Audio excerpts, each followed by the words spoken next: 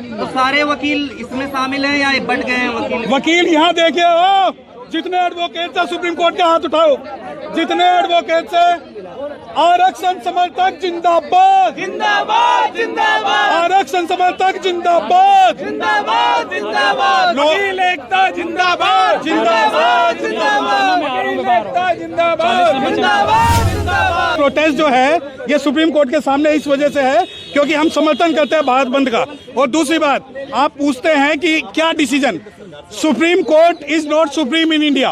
Only Parliament and the Constitution of India is supreme, and 7 judges of the High Court cannot encroach power of the Parliament. दूसरी चीज, आप कहते हैं भारत बंद नहीं है। अगर आज हम यहाँ खड़े हैं तो अपनी सपोर्ट देने के लिए खड़े हुए हैं कि हम भी इस बंद के अंदर हैं और हम इसमें शामिल हैं। तो आप पूछते हैं कि सुप्रीम कोर्ट, क्या सुप्रीम कोर्ट, मैं आपको एक जजमेंट का एक पार्ट बताता हूँ। पंकज मित्तल साहब ने अपनी जजमेंट के पेज नंबर 40 पे ये कहा है कि वर्ना सिस्टम बहुत अच्छा सिस्टम है, जिसे मैं क्रिटिसाइज करता हूं क्योंकि जो जजेस हैं उनकी हमें पर्सनल ओपिनियन नहीं चाहिए, हमें उनकी कॉन्स्टिट्यूशनल ओपिनियन चाहिए। We are here to take the constitutional opinion of any जज। वी डोंट थिंक, अगर कोई जज ये बोलता है कि मोरनी जो है मोर के आंसुओं से गर्भवती होती है तो वो इनकम्पिटेंट है। जब solicitor general of India supreme court के अंदर ये बोलते हैं कि सरकार चाहती है सब क्लासिफिकेशन हो, तो सब क्लासिफिकेशन अगर डिसाइड होगा तो पार्लियामेंट के द्वारा डिसाइड होगा, ना कि जजेस के द्वारा डिसाइड होगा। कॉन्स्टिट्यूट असेंबली की हमें इंटेंशन और डिबेट्स पढ़नी पड़ेंगी। और जो ये जजमेंट है सुप्रीम कोर्ट का, सुप्रीम कोर्ट को ये जजमेंट वापस लेना होगा क्योंकि ये अनकॉन्स्टिट्यूशनल एक जजमेंट है जो कि जबरदस्ती शेड्यूल कास्ट लिस्ट को डिस्ट्रॉय कर रहा है। और जो शेड्यूल कास्ट लिस्ट है उसमें प्रेसिडेंट भी अमेंड नहीं कर सकते, तो ये पावर स्टेट को देकर सुप्रीम कोर्ट ने एक गलती की।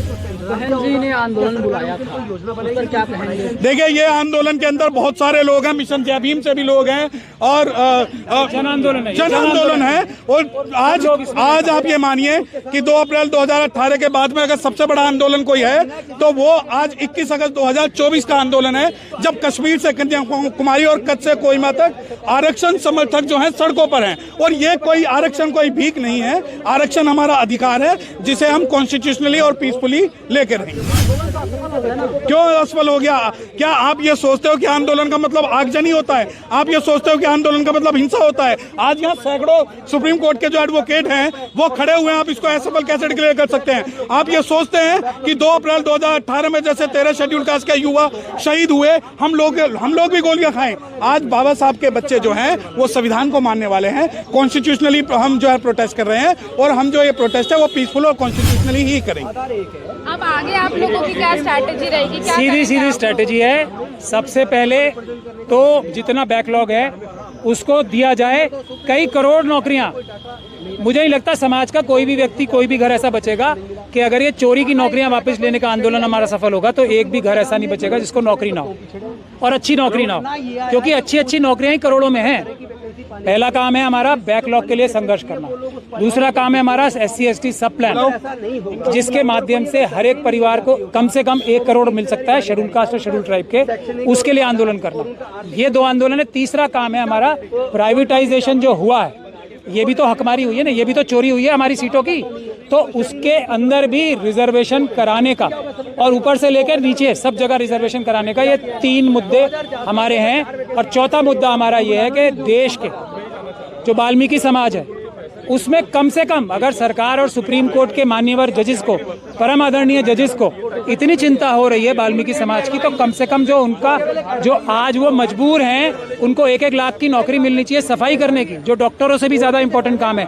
उनकी नौकरियां तो पक्की कर दें, ठेकेदारी प्रथा को समाप्त कर दें जो कि अपने आप में एक गैर कानूनी काम है। यदि ऐसा नहीं करते तो हम इसके लिए आंदोलनरत हैं। और जैसे ही ये होगा तो हम चौथी चीज़, 5वीं चीज़ ये करने वाले हैं कि हमारे शेड्यूल कास्ट और शेड्यूल ट्राइब के जितने भी लोग हैं उनको हर एक को ग्रेजुएशन की पढ़ाई की जाए, भले ही उनकी कितनी भी उम्र हो, उनको 2-2 साल के ग्रेजुएशन का कोर्स में, चाहे वो लॉन्ग डिस्टेंस का हो या ऑफलाइन कोर्सेज हो, उसमें हर एक को ग्रेजुएट बनाया जाए अगले 2 साल में, ताकि जो करोड़ों नौकरियां आने वाली हैं उसमें जो कैंडिडेट कम पड़ेंगे उनको कैंडिडेट भी मिल जाए। ये 4-5 मुद्दे हैं। तमाम मांगे तो सर हमने आपकी सुन ली हैं, आप बोल भी रहे हैं, लेकिन इससे भारत बंद से क्या फायदा होगा? भारत बंद क्यों बुलाया गया है? जो जो सोने का नाटक कर रहे हैं ना सब जानबूझ के, जिन्होंने ये चोरी डकैतियां की हैं, उनको ये बताने के लिए कि जो तो तुम आंख मूंद के बैठे हो और ये जो कान में रुई डाल के बैठे हो, ये हमें पता है तुमने जानबूझ के डाली है। आंखें खोलो, कान खोलो, जनता आ रही है,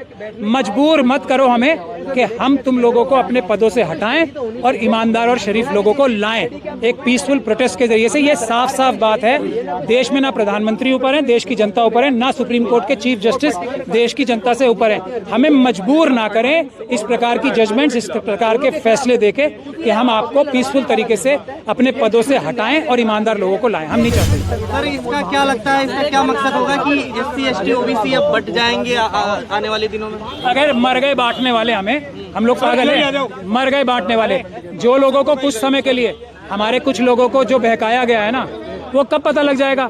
अभी 1 महीने में पता लग जाएगा, 2 महीने में लग जाएगा, 3 महीने में लग जाएगा, उन्हें 6 महीने में लग जाएगा ना। किसी को एक भी नौकरी नहीं मिली, बल्कि जो पुरानी नौकरियां थी वो भी छिन गई, उतनी परसेंटेज भी नहीं, तो तब वो हमारे साथ आ जाएंगे। वो हमारे भाई हैं, उनके प्रति हमारा ज्यादा जिम्मेदारी है। हम उनके लिए लड़ेंगे भी और उनके लिए अपनी जान भी दे देंगे। वो हमारे भाई। प्रधानमंत्री ने तो कहा है कि ये तो क्रीमी लेयर जैसा कुछ ऐसा नहीं होने वाला है। तो प्रधानमंत्री अगर क्रीमी लेयर का कॉन्सेप्ट खत्म करना चाहते हैं तो यही भी तो क्रीमी लेयर ही है। ये जजमेंट तो सारी क्रीमी लेयर की बात है ना, कि समाज का एक होमोजीनियस जो जजमेंट है, एक होमोजीनियस समाज है, उसमें से कुछ लोगों को आप बता रहे हो कि वो तो आगे निकल गए और बाकी पीछे निकल गए। और क्या क्रीमी लेयर होता है? प्रधानमंत्री जी सबको धोखा दे सकते हैं, अम्बेडकर वादियों को नहीं दे सकते। क्रीमी लेयर है तो ये सब कैटेगराइजेशन भी क्रीमी लेयर ही तो है। और क्या है? लेकिन इससे क्या लगता है, प्रधानमंत्री झुक गए हैं? प्रधानमंत्री झूठे हैं? नहीं, वो तो है ही झूठे। नहीं, झूठे तो है ही। अच्छा, प्रधानमंत्री जी आपने, मैंने सही सुना है या गलत? पहले ये बताइए, आपने झूठे बोला था? झुक गए हैं। अच्छा, झूठा आदमी झुक भी जाता है कई बार। हर बार जो झूठा आदमी होता है ऐसा नहीं कि तना ही रहेगा। अब झूठे आदमियों के झुकने का टाइम आ गया है। तो प्रधानमंत्री अगर झूठे हैं तो ज्यादा जल्दी झुकेंगे, और अगर सच्चे होने का उनको कोई एक तरह से कोई उनके अंदर एबरेशन आएगी जो आज तक कभी नहीं आई सच बोलने की, तो तब भी झुकना पड़ेगा। आप आंदोलन कर रहे हैं, क्या लगता है सारे टीवी चैनल किसी भी ईमानदार चैनल पे चढ़ेगी? ये टेस्ट है, टेस्ट है। जो हमारी खबर नहीं चला रहा, जो आज देश का सबसे बड़ा आंदोलन इस वक्त है, जो लोग चोर, बेईमान, डकैत और क्रिमिनल्स हैं, उन चैनल्स में नहीं चलेगा। और आखिरी खबर जिस अखबार में आएगी वो भी चोर, बेईमान और क्रिमिनल है। जिसके ऊपर ये सबसे बड़ी खबर नहीं आती हमारी, वो क्रिमिनल हैं, वो चोर हैं, वो बेईमान हैं, वो भारत के दुश्मन हैं, चाइना और पाकिस्तान के एजेंट हैं। और कोई टेस्ट चाहिए? ये तो आप पीछे देखिए, एक मिनट पीछे देखिए, पीछे देखिए ना, ये तो सुप्रीम कोर्ट है। यहाँ जब ये हालत है तो पूरे देश का आप अंदाजा लगा सकते हैं। इससे बड़ा सफल आंदोलन 2018 में 2 अप्रैल को ही हुआ था। CAA NRC का जो आंदोलन था ना, वो भी मुझे लगता है इस आंदोलन के आगे छोटा पड़ जाएगा, ये मैं गारंटी दूं। आप ये तो बताइए, किसके? ये मुझे लगता है शायद जजिस को अरेस्ट करने तो नहीं है, ऐसा भी हो सकता है, पता नहीं। ये तो इनसे पूछो आप किस लिए खड़े हैं यहाँ पे। हम तो पीसफुल लोग हैं, ऐसा भी तो हो सकता है कि शायद सुप्रीम कोर्ट में किसी को अरेस्ट करने आया हो। ये तो इनसे पूछो आप, हमें क्या पता। अगर हम संविधान की रक्षा करते हुए अरेस्ट होते हैं, जेल जाते हैं, गोली खाते हैं, इससे बड़ा सर्टिफिकेट क्या होगा कि हम भी भगत सिंह के मानने वाले हैं, बाबा साहब के मानने वाले हैं। ये तो हमारा सबसे बड़ा सर्टिफिकेट। आगे क्या करेंगे आप? आंदोलन, आंदोलन और आंदोलन। बिल्कुल 4-5 मुद्दे बताए ना, वो लिए जाएंगे। इन्होंने हमारा टेम्परेचर चेक किया है, अब हम इनका टेम्परेचर चेक करेंगे। अभी तो लियांगड़ाई है, आगे और लड़ाई है। ये आज जो सिंबॉलिक प्रोटेस्ट सुप्रीम कोर्ट के सामने हुआ है, यकीन मानिए कि जैसे पूरा भारत के अंदर अभी प्रोटेस्ट चल रहा है, इससे बड़ा प्रोटेस्ट जो है लीगल फ्रेटर्निटी और जो अम्बेडकराइट लोग हैं वो पूरे भारत के अंदर करेंगे। ये प्रत्यक्ष रूप से आप देख सकते हैं कि सुप्रीम कोर्ट के सामने ये सभी आज जो एडवोकेट खड़े हुए हैं, वो सिर्फ अपना ये प्रोटेस्ट दर्शाने के लिए खड़े हुए हैं कि ये जो लड़ाई है वो दूर तक जाएगी। और सुप्रीम कोर्ट सुप्रीम नहीं है, आप ये मानिए। पंकज मित्तल साहब, जस्टिस पंकज मित्तल साहब अपनी जजमेंट में कहते हैं, पीछे देखिए, एक मिनट पीछे देखिए, पीछे देखिए ना, ये तो सुप्रीम कोर्ट है। यहाँ जब ये हालत है तो पूरे देश का आप अंदाजा लगा सकते हैं। इससे बड़ा सफल आंदोलन 2018 में 2 अप्रैल को ही हुआ था। CAA NRC का जो आंदोलन था ना, वो भी मुझे लगता है इस आंदोलन के आगे छोटा पड़ जाएगा, ये मैं गारंटी दे रहा हूं। वकील यहाँ देखिए, जितने एडवोकेट से सुप्रीम कोर्ट का हाथ उठाओ, जितने एडवोकेट से आरक्षण समर्थक जिंदाबाद जिंदाबाद जिंदाबाद। एक लॉ की टर्म है रिसिप्शा लिक्विटर, यानी प्रत्यक्ष को प्रमाण की जरूरत नहीं होती।